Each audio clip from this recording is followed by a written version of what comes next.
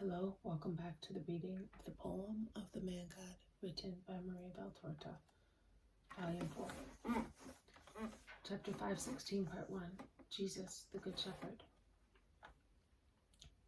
25th October 1946.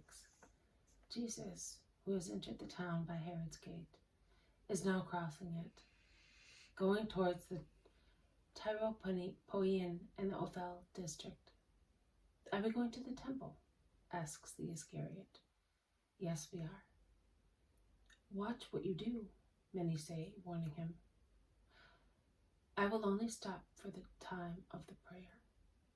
They will detain you.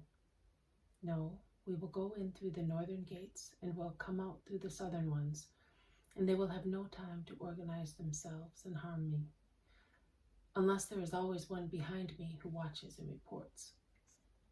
No one replies, and Jesus goes on his way towards the temple, which appears on the top of its hill, looking almost ghastly in the green-yellowish light of a dull winter morning, as the sun is only a reminiscence, which insists on being present, striving to make its way through the thick clouds. A useless effort. The joyful brightness of dawn has turned into a pale reflection of an unreal yellow hue, which is not diffused, but shows spots mixed with leaden hues veined with green. In such light, the marbles and gold decorations of the temple look pale, gloomy, I would say dismal, like ruins emerging from a dead area. Jesus looks at it intensely while ascending towards the enclosure, and he looks at the faces of the morning wayfarers, mostly humble people, market gardeners, shepherds with small animals for slaughter, servants or housewives going to the markets. They all pass by silently, enveloped in their mantles, bending a little to protect themselves from the chilly morning air. Also, their faces look paler than usual with this race. It is the strange light that makes them look so greenish, almost pearly in the contour of the colored cloths of their mantles, which are green, bright violet, deep yellow, and thus not suitable to cast rosy reflections on their faces. Some greet the master, but do not stop. It is not the right time. There are no beggars as yet, uttering their plaintive cries at crossroads or under the arches built across streets at short intervals. The hour and the season assist Jesus in going freely without any obstacle. They are now at the enclosure. They go in. They go to the court of Israel. They pray while the blares of trumpets, I would say silver ones by their timbre, announce something important spreading over the hill. And while the smell of incense spreads pleasantly, overwhelming every other less pleasant odor which one can smell at the top of the Moriah.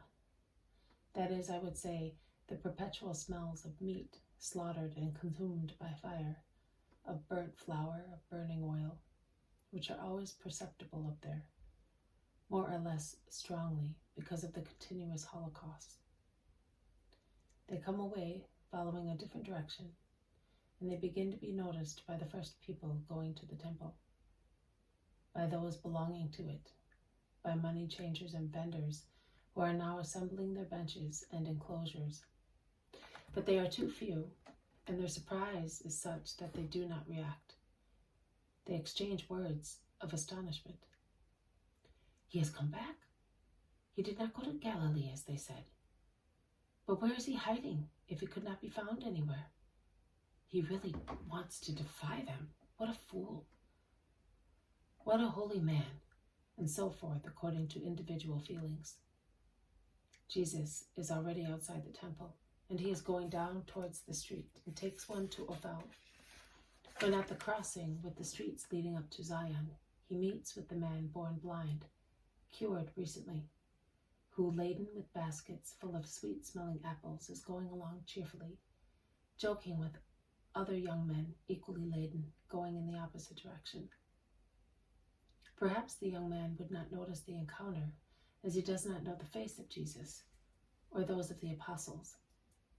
But Jesus, recognizes the face of the man he cured miraculously, and he calls him. Sidonia, named Bartholomew, turns round and looks inquisitively at the tall, stately man, although modestly dressed, who is calling him by name, going towards a narrow street. "Come here," Jesus orders him.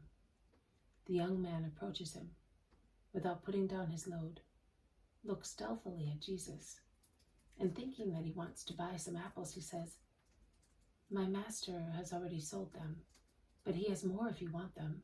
They are beautiful and good. They arrived yesterday from the Sharon orchards, and if you buy many of them, he will give you a good discount because—" Jesus smiles, raising his right hand to check the talkative young man, and he says, "I did not call you because I want to buy apples, but to congratulate you and bless the Most High who has been kind to you." "Oh, yes, I do that continuously because of the light that I can see and because of the work that I can do, helping my father and my mother at last. I found a good master. He's not a Hebrew, but he is good. The Hebrews did not want me because I have been ejected from the synagogue," says the young man, laying his baskets on the ground. "They have ejected you? Why? What have you done?" Nothing, I can assure you. The Lord did it. On a Sabbath, he made me find that man who is said to be the Messiah, and he cured me, as you can see, and that is why they drove me out." "Then he who cured you did not do you a completely good turn," says Jesus, tempting him. "Don't say that, man. You are blaspheming. First of all, he showed me that God loves me, and then he made me see. You do not know what it is to see, because you have always had your eyesight. For one who had never seen, it is all the things together that one has with his sight. I tell you that when I saw, over there near the Siloam pool, I laughed and wept for joy. I wept as I had never wept in my misfortune, because I then understood how great it was and how good was the Most High. And now I can earn my living, and by means of a decent work. And then, this is above all what I hope the miracle I received will grant me. I hope to meet the man who is said to be the Messiah, and his disciple who had—" "What would you do then?" "I would like to bless him and his disciple, and I would like to ask the Master, who must really come from God, to take me as his servant." "What? Because of him you are anathema. You have difficulty in finding a job. You may be punished more severely, and you want to serve him? Do you not know that all those who follow him, who cured you, are persecuted?" "Yes, I know, but he is the Son of God. That is what is said among us, although those up there," and he points at the temple, "do not want us to say that. And is it not worth leaving everything to serve him?" So you believe in the Son of God and in his presence in Palestine? I do believe it, but I would like to meet him, to believe in him not only with my intellect, but with my whole self. If you know who he is and where he is, tell me, that I may go to him and see him, and I may believe in him completely and serve him."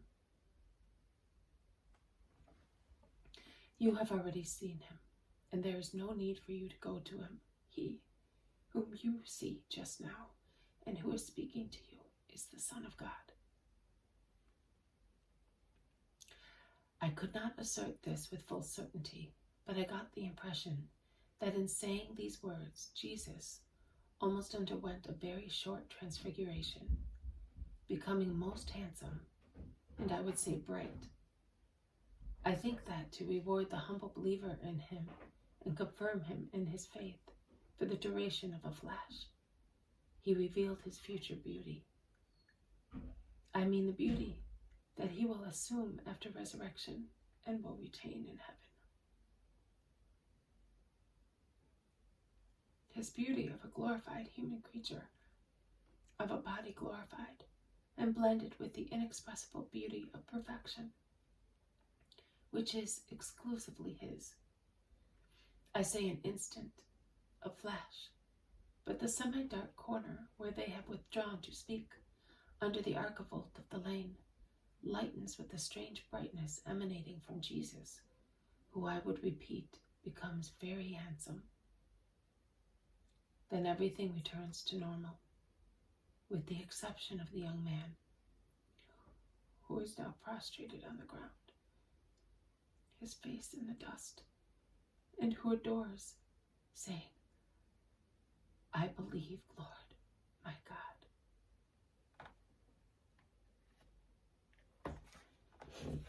This has been a reading from the poem of the Man God, written by Maria Valtorta, Volume 4, Chapter 5:16, Part 1.